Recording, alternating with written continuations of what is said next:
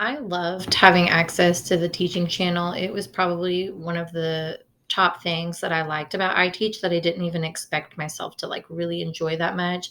Not much of a video person. I really like to read. Sometimes I have like a hard time focusing. So I wasn't expecting to really enjoy that part of the iTeach program, but the teaching channel was like beyond anything I could have expected, like to be helpful.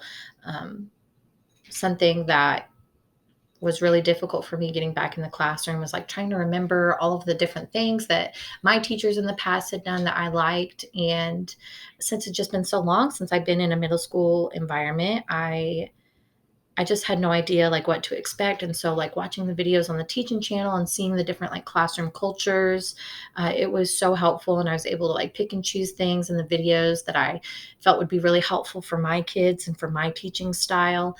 And something about like observing other teachers is like if you are already teaching, then that takes away time from your own classroom. And um, being able to use the teaching channel, I could just watch those videos whenever I had time, like during my plan period or whatever. I wouldn't have to find coverage for my class and take a personal day or whatever it be, to be able to see into these different classrooms.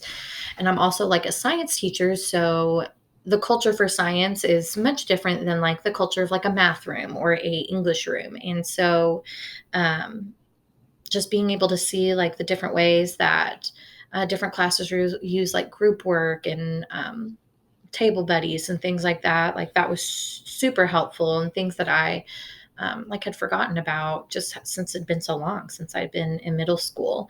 I think it also like really helped set my expectations for like what to expect behavior wise from the kids.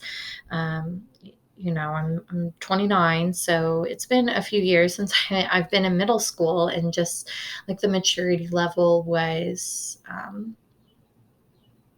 I mean, it's not what I was expecting. Like the eighth graders, they feel adults. They feel like they're adults. Some of them look like they're adults already, but they like very much are not like there yet in terms of like maturity level and like higher order thinking.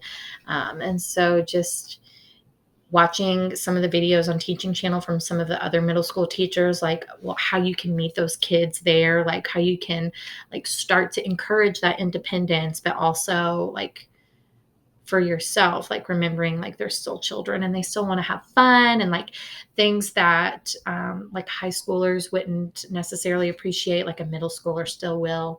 That was so amazing and so worth the time, just going through the different things on teaching channel. And then something that my school started doing with our PLT time, like our planned community time, was we started doing like math interventions and English interventions.